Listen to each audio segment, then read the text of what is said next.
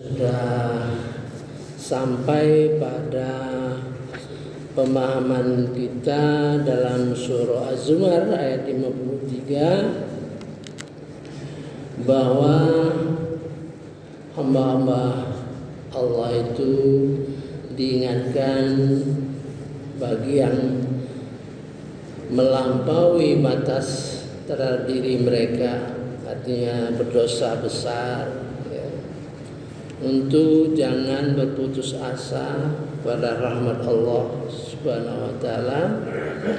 Sesungguhnya Dia Maha Pengampun, Maha Penyayang. Ini diturunkan, ada asbabun nuzul ayat 53 bahwa Ibnu Abbas radhiyallahu anhu menerangkan bahwa ayat ini selain ayat 25-68 yaitu surah Al-Furqan 68 diturunkan berkenaan dengan kaum musyrik yang gemar melakukan pembunuhan dan perzinahan, yang suatu hari bertanya kepada Rasulullah SAW, sesungguhnya seruanmu adalah baik, karena itu katakanlah apa yang harus kami lakukan untuk menghapus semua dosa. Jadi ceritanya itu bagaimana dosa-dosa besar, maka turun ayat ini. Qul ya ibadiyalladzina asrafu ala anfusihim la naqnatu min rahmatillah innallaha yaghfiru dzunuba jami'a innahu wal ghafurur rahim. Seperti yang kita jelaskan pada subuh kemarin, kalau ayat itu terutama ayat-ayat penting yang berkenaan dengan seperti perintah untuk melaksanakan sesuatu yang penting, perhatikan ayat-ayat berikutnya, satu set supaya mengertinya itu komprehensif. Jangan terpotong-potong. Akibat terpotong-potong, amal ibadah yang kita lakukan tidak sampai tuntas. Kedua, ayat keduanya diperintah supaya kembalilah kepada Tuhanmu, berarti bertobat, wa anibu ila rabbikum wa aslimu lahu, berserah dirilah kepada Allah Subhanahu wa taala. Ini aslimu berarti dari kata salam, akar katanya itu yang utama itu salam. Nah, nanti kita lihat kaitan dengan kata-kata salam, dia akan terbongkar, Jadi memahami Al-Quran itu melalui kata-kata. So kata-kata dalam Al-Quran itu konsisten. Kalau dia menggambarkan suatu ayat yang tinggi, katakan yang levelnya tinggi, dia berkata misalnya ruhan, nuran. Artinya kita sudah bisa tahu, karena Al-Quran itu sampai 10 tingkat. Quran itu sinonimnya Alkitab, Al-Quran, Al-Furqan, Al-Huda, Al-Bayyinah, Al-Ruh, An-Nuh, An-Nur, Al-Hadith, Al-Dzikra. Dari 10 kata itu terbayang oleh kita bagaimana kita merespon di dalam pikiran kita isi daripada ayat tersebut apabila menempatkan kata-kata yang berbeda. Begitu juga kalimat. Yang kedua, minta supaya bertobat dan menyerahkan diri. Gitu. Kemudian ayat ketiga, ketiga, wattabi'u ahsana ma unzila ilaikum mir rabbikum.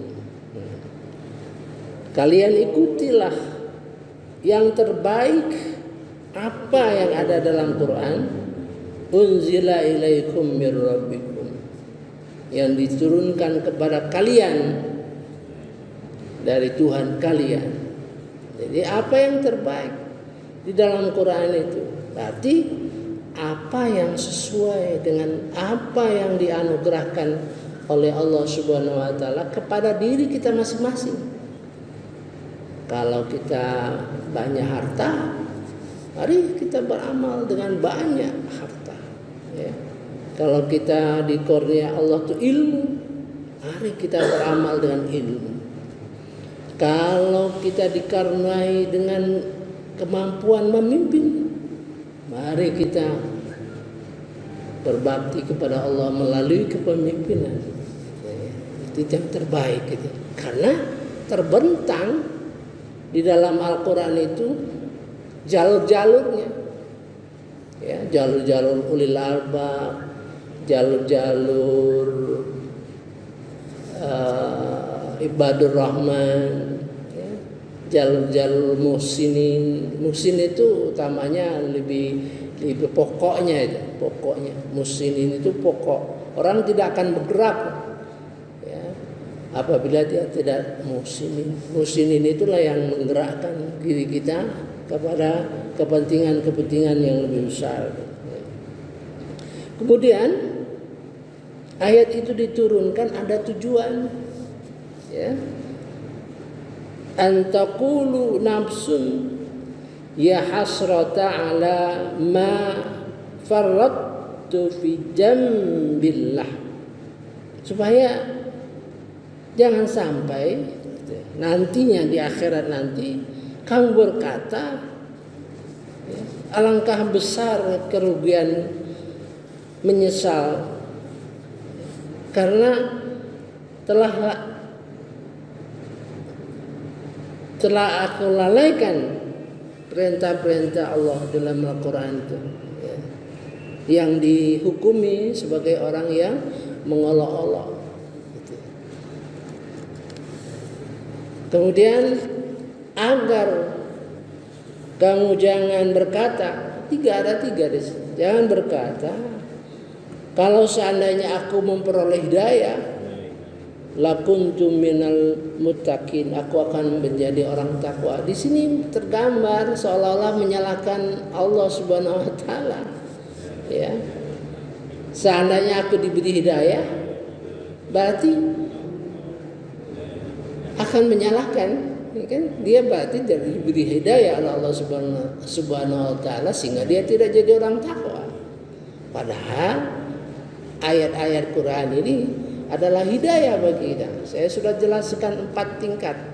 Hidayah itu 4 tingkat, ya. Hidayah pertama, hidayah yang membuat kemampuan kita menjadi seorang mukallaf. Berarti tidak idiot, ya, bisa mengerti, memahami. Ya. Hidayah kedua adalah hidayah yang disampaikan oleh Rasulullah SAW. Ya, misalnya diberitahu, ya, bahwa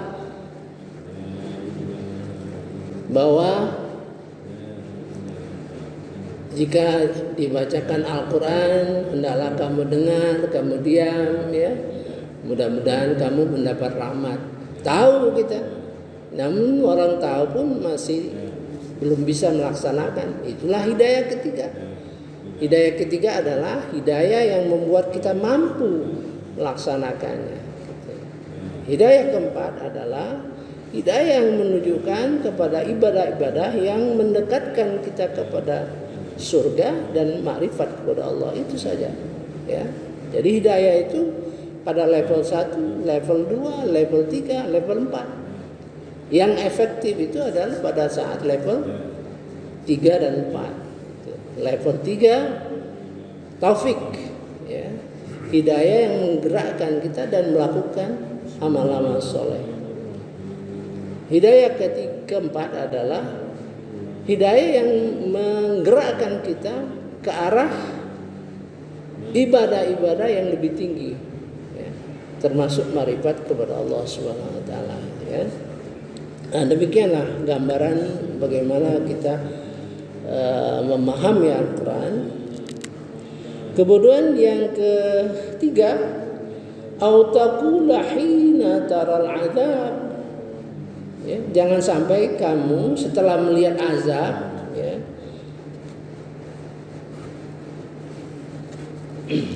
melihat azab berkata, sekiranya aku dapat kembali ke dunia, tentu aku termasuk orang-orang yang berbuat baik, gitu ya.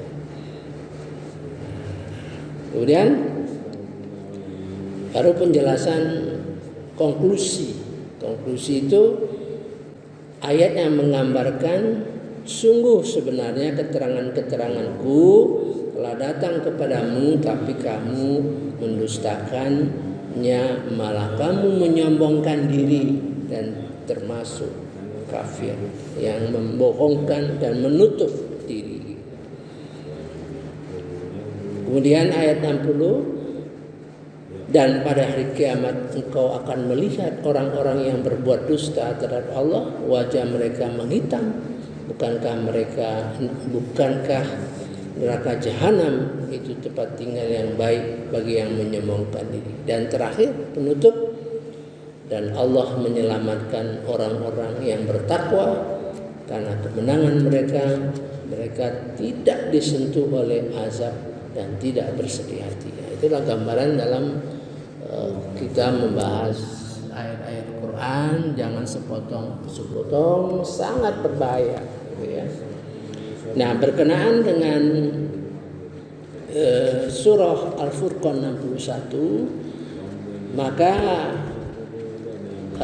kita memperoleh suatu penjelasan bahwa di dalam orang bertobat itu, ya, orang bertobat itu bermacam-macam, ya. Jadi karena dosa seorang sangat besar sekali, ya. Jadi dua orang berdosa di dalam ayat 70 dan 71 digambarkan orang yang bertobat dengan kriteria dosa yang berbeda. Jadi yang pertama itu orang bertobat karena berdosa yang sifatnya umum, ya. Dan ayat 71 orang yang sangat luar biasa berdosa. Jadi dia bertobat kepada Allah Subhanahu wa taala. Berbeda, ya. Cara dia bertobat itu berbeda, ya.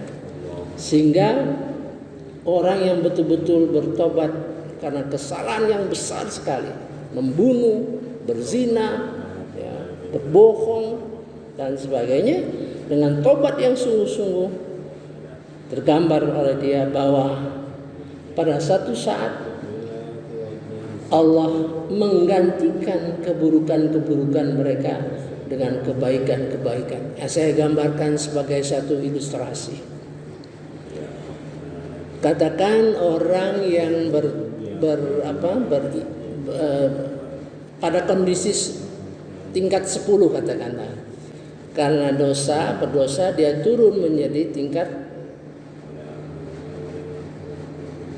5, katakan 35, ya, 35. Orang pertama, jadi karena berdosa dia turun jadi tingkat 5. Karena dia bertobat, ya, sungguh-sungguh diampuni oleh Allah Subhanahu wa taala, kemudian dia kembali ke level 10, ya. Tobatnya artinya didekatkan kembali, ya. Jadi 10 menjadi 5 kembali 10. Orang kedua ini dosanya luar biasa, ya, dosanya luar biasa, sehingga cara dia bertobat juga luar biasa, ya. Jadi dari 10 katakanlah dia turun sampai 1, karena dosa-dosa besar. Karena dia bertobat dengan sungguh-sungguh, maka dia kembali ke 10. Kemudian Allah menggantikan keburukan itu menjadi pahala. Nah, jadi dari 9 turun 1 kembali 10 tambah 9 jadi 19. Itulah gambaran daripada surah Al-Furqan ayat 70 dan 71. Insyaallah mari kita bahas besok ya, bagaimana bertobat orang yang demikian. Wallahu a'lam. Wassalamualaikum warahmatullahi wabarakatuh.